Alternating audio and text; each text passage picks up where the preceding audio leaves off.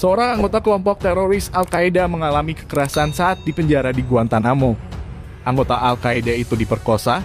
Ternyata dia pernah melakukan kejahatan di Indonesia. BBC Indonesia memberitakan pada Rabu 3 November 2021 nama anggota Al-Qaeda itu adalah Majid Khan. Dia sempat ditahan selama hampir 20 tahun di Pangkalan Angkatan Laut Amerika Serikat di Guantanamo, Kuba. Saya diperkosa oleh staf medis CIA, kata Majid Khan. Guantanamo adalah simbol perang melawan teror. Guantanamo adalah penjara dengan pengamanan maksimum.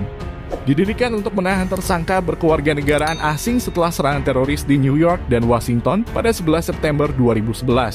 Demikian dilansir Deutsche Welle, DW. Eksistensi Guantanamo dimulai pada 11 Januari 2002.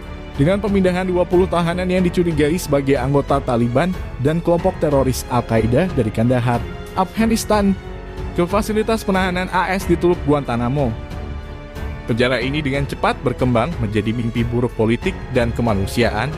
Keberadaannya pun terus menghantui masa kerja presiden-presiden AS pada pemerintahan berikutnya. Lokasi penjara yang dibentuk pada era George W. Bush ini memang terpencil, seakan tidak terjangkau pengadilan AS. Tahanan dapat ditahan tanpa batas waktu. Suara pelanggaran HAM terhadap para tahanan di sini terdengar menembus tembok penjara. Majid Khan lahir di Arab Saudi dan besar di Pakistan, pindah ke AS pada usia 16 tahun. Dia divonis 26 tahun penjara setelah mengaku bersalah telah membantu kelompok Islamis garis keras merencanakan serangan. Khan diizinkan membacakan pengalamannya saat ditahan oleh aparat keamanan AS di Guantanamo.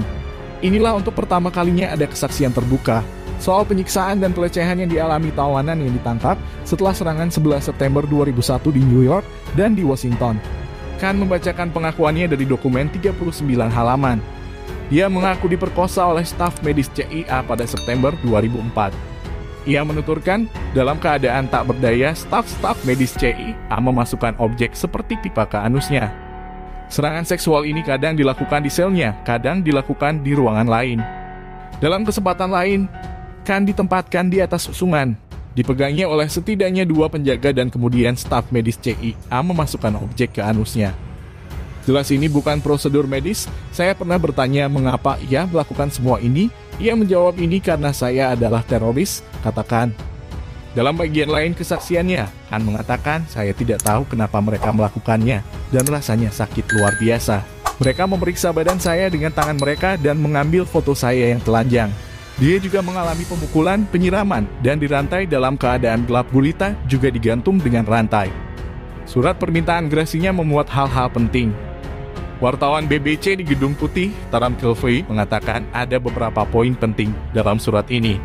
Para perwira yang menjadi juri keberatan dengan penggunaan penyiksaan dengan alasan moral. Itu berarti, meskipun metode penyiksaan kadang mendapatkan pengakuan penting, secara moral penyiksaan sulit diterima. Muncul harapan kesediaan membuka kesaksian tawanan ini mendorong para pejabat AS untuk tidak mengulangi kesalahan di masa mendatang. Terlibat bom JW Marriott. Majid Khan yang kini berusia 41 tahun ini ternyata terlibat pemboman hotel JW Marriott di Jakarta tahun 2003 lalu. Dia mengaku sendiri.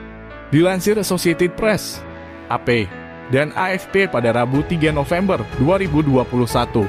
Majid Khan ternyata adalah pria yang lulus sekolah tinggi dekat Baltimore, Maryland.